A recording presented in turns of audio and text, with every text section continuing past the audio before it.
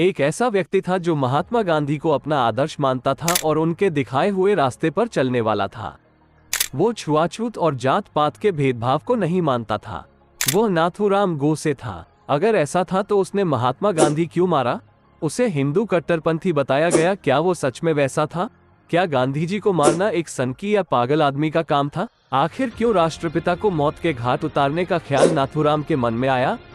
गांधी जी को गोली मारने के बाद क्यों गोसे वहां से नहीं भागा और उसने खुद को क्यों पुलिस के हवाले कर दिया? ऐसे ही कई सवाल हैं जिनके जवाब खोजने की कोशिश हमने की है। नाथूराम गोसे एक पढ़ा लिखा व्यक्ति था। नाथूराम गोसे का जन्म 19 मई 1910 को पुणे के चित्पावन ब्राह्मण परिवार में हुआ था।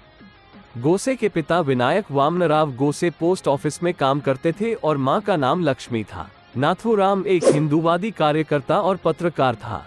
वो हिंदूवादी जरूर था, पर वो हिंदू धर्म में मौजूद बुराइयों जैसे जाति के आधार पर भेदभाव और छुआछूत आदि का विरोधी था। ये बात उसने कोर्ट में दिए गए आखिरी बयान में कही थी। गोसे ने आजादी के वक्त विभाजन के बाद आए हिंदू शरणार्थियों के साथ भी काम किया था। उसी दौरान उसे लगने लगा कि विभाजन के लिए जिन्ना की मुस्लिम लीग और कांग्रेस दोनों जिम्मेदार थे।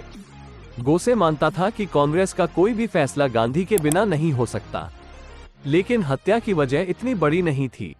कहा जाता है कि गोसे ने गांधी जी की हत्या करने का आखिरी फैसला 13 जनवरी 1948 को लिया था। इसकी वजह भी पाकिस्तान था।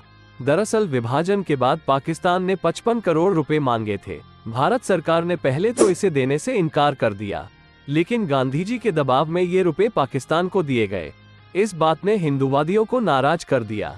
गोसे उनमें से एक था। गांधी हत्याकांड की जांच कर रहे कपूर कमीशन ने बताया है कि 30 जनवरी से पहले भी गांधी जी को मारने के प्रयास हुए थे। 20 जनवरी 1948 को ही प्रार्थना सभा से करीब 75 फीट दूर एक बम फेंका गया था। दोस्तों, आगे बढ़ने से पहले आपसे एक निवेदन है, अगर अभी तक आपने हमारे चैनल को सब्सक्राइब नहीं किया है तो प्लीज सब्सक्राइब कर लीजिए। चलिए अब आगे बढ़ते हैं। इस कांड के दौरान मदनलाल पाहवा नाम का एक व्यक्ति गिरफ्तार किया गया था, जबकि 6 अन्य लोग टैक्सी से भाग गए थे। गांधी जी को मारने की 1934 से यह 5वीं कोशिश थी।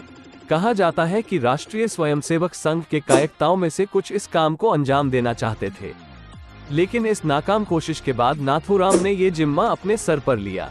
उसने नारायण आप्टे और विष्णु रामकृष्ण करकरे के साथ पुणे में 30 जनवरी के अपने प्लान को पूरा करने के लिए योजना बनाई।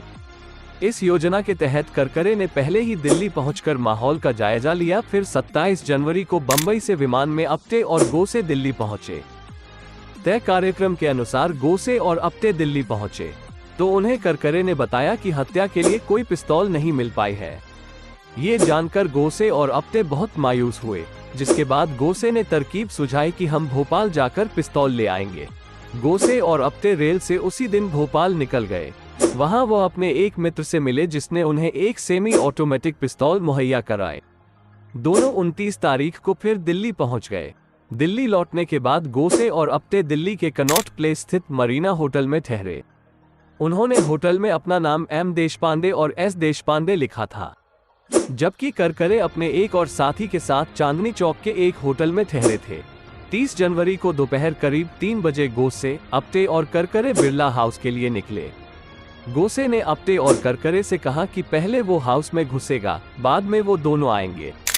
गोसे जब बिरला हाउस पहुंचा तो वहां कुछ खास तलाशी नहीं हो रही थी, जिस कारण वो आराम से पिस्तौल लेकर अंदर घुस गया। कुछ देर बाद आप्टे और करकरे भी आकर उसके पास खड़े हो गए। गोसे 30 जनवरी को दोपहर 12 बजे बिरला हाउस पहुंचा, क्योंकि वह भी व्यक्तिगत तौर पर उस जगह को देखना चाहता था। तब गांधी जी के साथ केवल सरदार पटेल और उनकी पोती थी।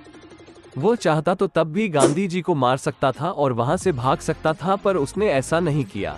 वैसे तो गांधी जी हमेशा से ही वक्त के पाबंद थे और प्रार्थना सभा में वो हमेशा 5 बजे पहुंच जाते थे, पर 30 जनवरी 1948 की शाम को सरदार पटेल से बात करते हुए उन्हें पता ही नहीं चला और बहुत देर हो गई थी। उस दिन जब वह आभा और मनु के साथ प्रार्थना सभा के लिए निकले तो पूरा मैदान घूमकर आने की बजाय वो मैदान पार कर लोगों के बीच में से होते हुए प्रार्थना सभा की ओर जाने लगे। वो जैसे ही लोगों की भीड़ की ओर बढ़ रहे थे, गोसे से उनकी दूरी कम होती जा रही थी। जब गांधी जी गोसे के सामने पहुंचे तो उसने उन्हें प्रणाम किया। देर होती देख आभा ने गोसे से कहा कि भैया रास्ता दीजिए, बापू को पहले ही देर हो चुकी है।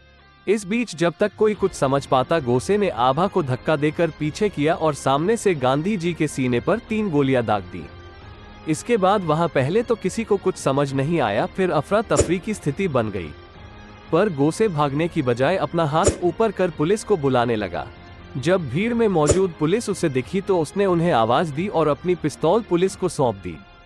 शाम 5:45 पर आकाशवाणी ने गांधी के निधन की सूचना देश को दी। 27 मई को इस मामले की कार्रवाई शुरू हुई। अदालत की पूरी कार्रवाई के दौरान एक बार भी गोसे ने अपना बचाव नहीं किया और स्वीकार किया कि उसने गांधी को मारा है। 8 नवंबर 1949 को गोसे को फांसी की सजा सुनाई गई। 15 नवंबर 1949 को नारायण आप्टे के साथ उसे फांसी दे दी गई। इस मुकदमे में नाथूराम गोसे सहित 8 लोगों को हत्या की साजिश में आरोपी बनाया गया था। इन 8 लोगों में से 3 आरोपियों शंकर किस्तिया, दिगंबर बड़गे, विनायक दामोदर सावरकर बाद में रिहा कर दिए गए। दिगंबर बड़गे को सरकारी गवाह बनने के कारण बरी कर दिया गया। शंकर किस्तिया को उच्च न्यायालय में अपील करने पर माफ कर दिया गया। विनायक दामोदर सावरकर के खिलाफ कोई सबूत नहीं मिलने की वजह से अदालत ने जुर्म से मुक्त कर दिया। दोस्तों, अब तो आपको समझ आ गया होगा कि गोसे ने महात्मा गांधी को क्यों मारा था। दोस्तों, आज की वीडियो में बस इतना ही। उम्मीद करते हैं वीडियो आपको पसंद आई होगी। वीडियो अच्छी लगी है तो वीडियो को लाइक और चैनल को सब्सक्राइब जरूर करें। धन्यवाद।